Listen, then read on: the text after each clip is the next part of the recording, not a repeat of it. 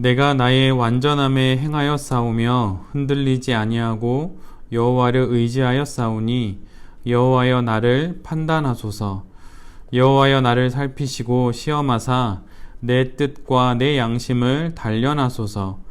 주의 인자하심이 내 목전에 있나이다. 내가 주의 진리 중에 행하여 허망한 사람과 같이 앉지 아니하여 싸우니 간사한 자와 행하지도 아니하리이다. 내가 행악자의 집회를 미워하오니 악한 자와 같이 앉지 아니하리이다. 여호와여 내가 무죄함으로 손을 씻고 주의 제단에 두루 다니며 감사의 소리를 들려주고 주의 기이한 모든 일을 말하리이다. 여호와여 내가 주께서 계신 집과 주의 영광이 머무는 곳을 사랑하오니 내 영혼을 죄인과 함께 내 생명을 살인자와 함께 거두지 마소서. 그들의 손에 사악함이 있고 그들의 오른손에 뇌물이 가득하오나 나는 나의 완전함에 행하오리니 나를 속량하시고 내게 은혜를 베푸소서. 내 발이 평탄한 데에 섰사오니 무리 가운데에서 여호와를 송축하리이다. 아멘. 오늘은 시편 26편의 말씀을 가지고 규칙이 있는 사업, 규칙이 있는 사업이라고 하는 제목으로 함께 하나님 말씀을 나누도록 하겠습니다. 오늘 본문을 보면 오늘 본문은 조금 당돌한 시인의 말로 시작이 됩니다. 내가 나의 완전함에 행하여 싸우며. 그런데 어느 누가 자신은 완전하다고 장담할 수 있을까요?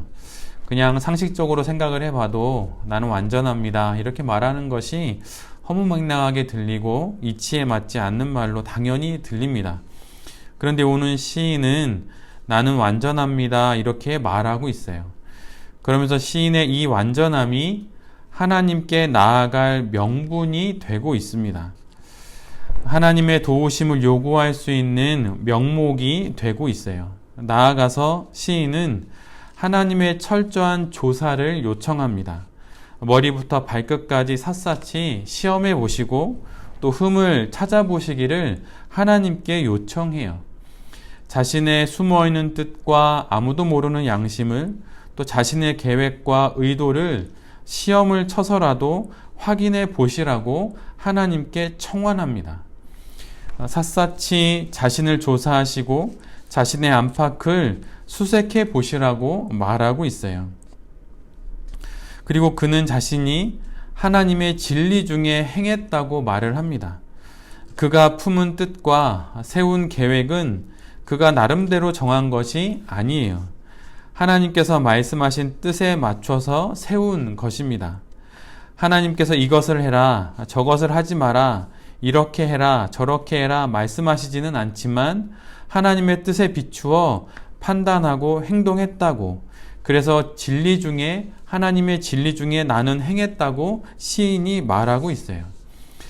그렇게 자신을 돌아본 시인은 이제 한 걸음 더 나아가서 자신이 아무하고나 어울리지 않았다고 말을 이어갑니다.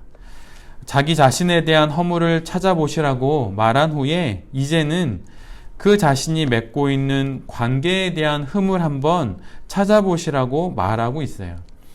시인은 마치 시편 1편의 말씀처럼 악인들과 관계하지 않고 있다고 말을 해요. 그리고 그들의 꾀를 따르지 않았고 또 죄인들과 같은 길에 서지도 않았고 오만한 자들의 자리에 앉지도 않았다고 말합니다. 그리고 그는 허망한 사람들과 어울리지 않았다고 말을 해요.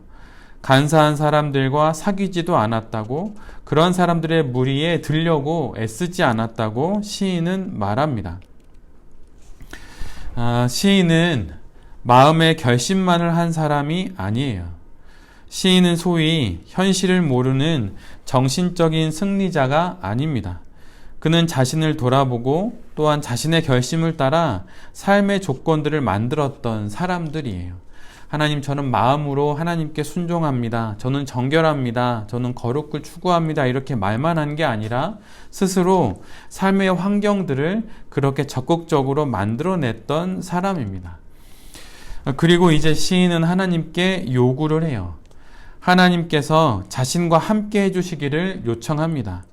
하나님의 뜻과 맞지 않는 사람들을 멀리 했으니 그 대신에 하나님께서 자신과 함께 해주실 것을 당당히 요구합니다. 함께 하셔서 사악한 것으로부터 불이한 이익을 바라며 뿌리는 뇌물로부터 자신을 보호해 줄 것을 하나님께 요청해요. 그리고 다시 11절에서 가장 앞부분 1절의 말씀을 다시 반복합니다. 내가 나의 완전함에 행하오리니. 시인은 시의 처음부터 끝까지 자신의 완전함을 근거로 하나님의 도우심을 적극적으로 요청하고 있어요. 우리 중에 누가 이런 기도를 드릴 수 있을까요? 하나님, 저는 완전합니다. 그러니 하나님, 저를 당연히 도와주셔야 하지 않겠습니까? 이렇게 누가 기도할 수 있을까요? 저는 단 한 번도 이런 기도를 드려본 적이 사실은 저는 없어요. 근데 시인은 하나님께 아주 당당하게 자신의 완전함을 근거로 하나님의 도우심을 적극적으로 요청합니다. 행복한 직장인이 되려면 베네딕토처럼 일하라 라고 하는 제목의 책이 있어요. 가톨릭 출판사 쪽에서 나온 책인데요. 그 책에 보면 베네딕토 회의 영성 작가인 네덜란드인 빌 더르크세라고 하는 교수가 한 말이 나오는데, 그 말은 다음과 같은 두 문장입니다. 내가 하고 있는 일의 품질과 내 영혼의 상태는 밀접히 연관되어 있다. 내 일은 내 영혼이 어떻게 지내는지를 나타낸다.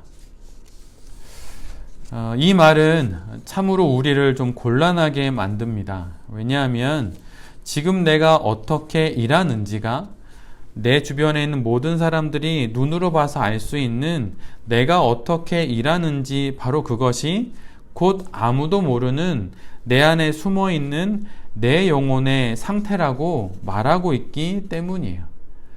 아무도 모르는 숨어 있는 내 영혼이 그대로 드러나는 것이 바로 내가 하고 있는 일이라고 말하고 있어요. 무슨 일을 하고 어떻게 일을 하는지가 지금 내 영혼이 어떤 상태이고 어떻게 일하는지를 보면 내 영혼의 상태를 알 수 있다고 하는 거예요. 그러기에 숨어있는 영혼과 드러나는 일은 분리될 수가 없습니다. 어쩌면 우리 일의 최대 관건은 아무도 모르는 숨어있는 영혼이 거룩한지의 여부가 아닐지도 몰라요. 오히려 모두가 알고 있는 내 일이 거룩한지를 살피는 것이 우리가 하고 있는 일의 최대 관건일 수 있습니다. 눈에 보이는 증상을 통해 병의 원인을 찾아가는 의사처럼 사업가로서의 내 자신의 드러나는 행동과 일하는 방식을 살펴서 숨어있는 영혼의 상태를 확인하고 치료하는 것이 사업을 거룩하게 하는 가장 간결한 방식일 수 있습니다. 베네딕토 수도회는 한 1500년이 넘는 역사를 가지고 있습니다. 그런데 그 수도회가 일반 대중에게 그 이름으로는 종종 많이 알려져 있기는 한데, 그 수도회가 가장 많이 유명한 것은 그 수도회가 가지고 있는 하나의 책 때문인데, 그것은 베네딕토 규칙서라고 하는 책이에요. 제 손바닥만한 크기에 아주 얇은, 한 1cm가 좀 안 될 것 같아요. 그렇게 얇은 책인데 그게 다 규칙에 관련된 책입니다. 1번부터 맨 마지막까지 수도회 안에서 이렇게 해야 한다는 내용들이 쭉 적혀 있어요. 수도원에서 지내기 위해 지켜야 하는 많은 규칙들이 이 얇은 책에 빼곡히 기록되어 있습니다. 그런데 참으로 아이러니하게 생각되어지는 것은 하나님을 가장 깊고도 깊게 추구하는 곳에 굳이 규칙이 필요할까라고 하는 생각이에요. 그런데도 수도원은 그 규칙, 베네딕토 수도원은 그들이 가지고 있는 규칙서로 아주 유명합니다. 기도를 하고 조용히 서로를 섬기며 생활하면 될 것 같은데 그렇지가 않은 거예요. 많은 규칙과 규율이 필요한 것입니다. 그것도 거룩을 위해서 말이죠. 수도원의 목표가 무엇입니까? 단 하나입니다. 하나님 앞에 거룩하고 하나님께 영광을 돌려드리는 거예요. 그런데 그 단 하나의 목적을 위해서 제 손바닥만한 크기에 1cm가 안 되는 정도의 그 크기로 규칙들이 끝없이 나열되고 있어요.